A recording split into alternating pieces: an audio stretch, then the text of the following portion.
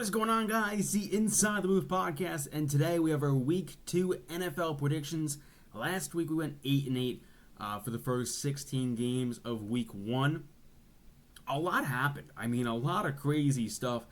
Daniel Jones looked great against a bad Miami team, but I don't think people expected Daniel Jones to go in there and, throw up a 30-piece on the Miami Dolphins. Reviewing some of our other picks, the Jets nearly upsetted the Pittsburgh Steelers. Aaron Rodgers was fantastic. Some other games, the Bills against Ravens game, easily game of the year candidate so far. But let's get into these picks, and we got a Thursday night game. The Green Bay Packers, led by Micah Parsons and that elite defense, take on Jaden Daniels and the Commanders. A pretty highly anticipated game, in my opinion. But I do believe the Green Bay Packers, that defense starting with Micah Parsons, is going to get to Jaden Daniels. And now the Commanders needed to clean up a lot of stuff after that Giants win 21-6, but they had 12 penalties, and they gave the Giants a chance to win that football game, but they ultimately did win 21-6. Baltimore over Cleveland. Baltimore wants revenge. Losing that game with how they did, the Tyler Loop missed extra point costed them. They want to kill the Cleveland Browns, but the Cleveland Browns do keep some of these games a little bit closer in their division rivals because they have that fight. But Jacksonville heading to Cincinnati, and honestly, I got to keep going with the right side. I think the Bengals are better, despite the Jags getting their first win of the season. I got to see where this team goes with the Jacksonville Jaguars, right? I think Travis Hunter could have another decently good week. Brian Thomas Jr. I expect to be better this week, and it obviously starts with Trevor Lawrence, but I do think with this Cincinnati offense, they didn't have the greatest game, in my opinion at least, against the Cleveland Browns, right? They only won 17-16, so I do expect the Cincinnati Bengals to have a good game against the Jacksonville Jaguars.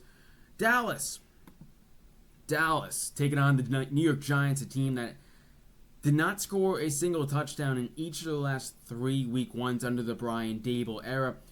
The Dallas Cowboys, I think, are going to have a very solid offense. And the way that the Giants win this football game is blocking, right? If they could win the line of scrimmage, I think their defense can potentially cause some turnovers against Dak Prescott.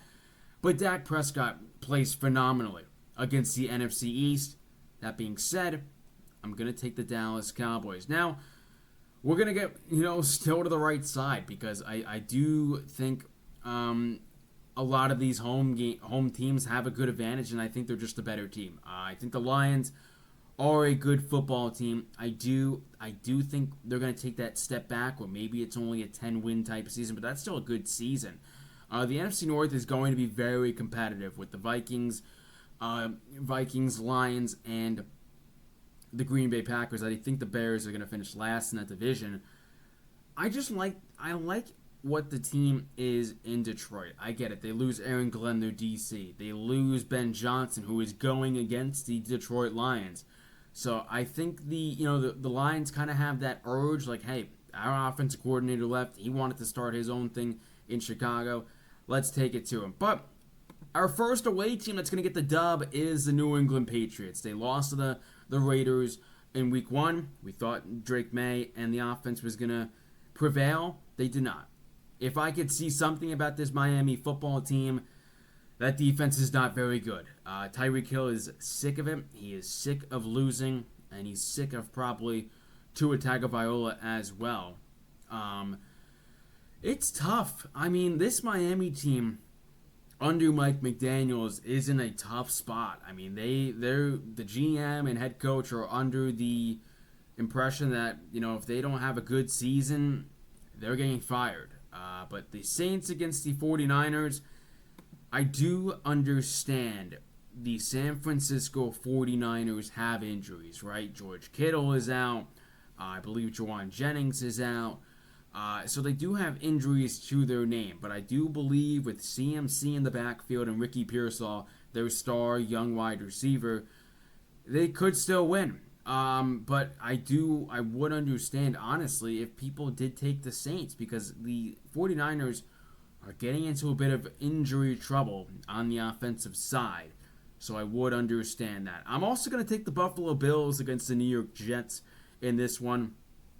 Playing out, Josh Allen's a beast, but I do believe this game is going to be close. Disregard all of the scores in this. I don't edit them. That is just the model of what I use, and that's what they think. I think this is going to be a close game. I think the Jets defense showed that they could have a chance, and I believe the offense showed that they have a chance to beat the Buffalo Bills and improve to 1-1. But ultimately, Josh Allen is a freak of nature. He showed that in the fourth quarter. I mean, his fourth quarter stats were better than some QB performances in general. Pretty insane there. I do have the Pittsburgh Steelers defeating the Seattle Seahawks. Aaron Rodgers, I don't, I think he's beating the potential washed allegations. Now, he didn't have a bad year last year, 28 touchdowns on a terrible Jets team. But this Pittsburgh team, I do believe it's a tough place to play in.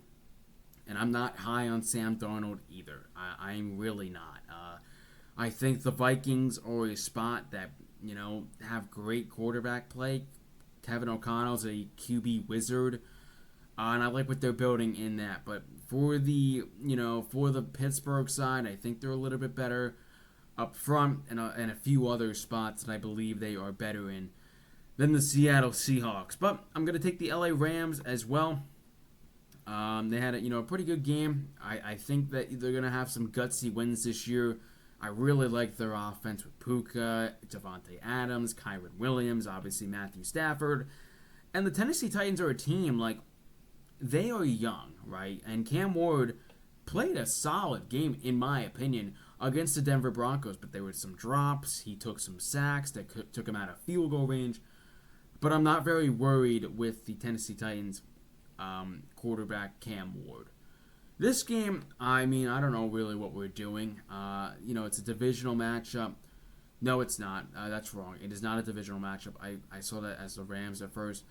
It's the Carolina Panthers against the Arizona Cardinals. I'm going to take Arizona. Carolina failed us in week one. We thought we were going to get an upset. They still have a lot of work to do for this team. Bryce Young didn't play, in my opinion, great, obviously. Ted McMillan, I think, is going to be a really solid weapon for them in Bryce Young. But this team still has a lot of work to do. Arizona moving to 2-0 in the NFC West. The Colts, Daniel Jones won his first week, had a really good game, but the Denver Broncos are coming into town, and they mean business. Now, if Daniel Jones wins this football game, he is going to turn a lot of heads for sure if he is able to beat them. We're going to take the Denver Broncos on the road. The Denver Broncos are probably going to blitz a lot, and put a lot of pressure on this offensive line. Now, this offensive line is solid, though. It starts with Quinn and Nelson. When Daniel Jones is a open pocket, he's going to hit the target. I'm going to take Philly on the road against the Kansas City Chiefs. Just a team that, I think is better, right? They showed that in the Super Bowl. KC doesn't have Xavier Worthy, doesn't have Rashee Rice. It's going to be the Hollywood Brown and Travis Kelce show, and I think the Philadelphia Eagles have them on lock for sure.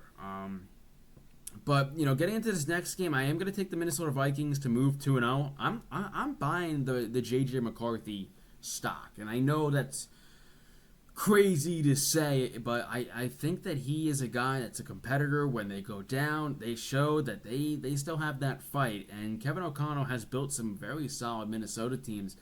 And I think with JJ McCarthy, obviously he's going against Michael Penix Jr., that championship for the I believe national title, correct? Regardless, I do like the Minnesota Vikings and a few other areas that I don't like the Atlanta Falcons. Houston taking on the Buccaneers, man. Emeka Ibuka with a very, he didn't have some crazy receiving yards, but still, I mean, he had a very solid game with his 2 touchdowns. I think he only caught 2 passes, right?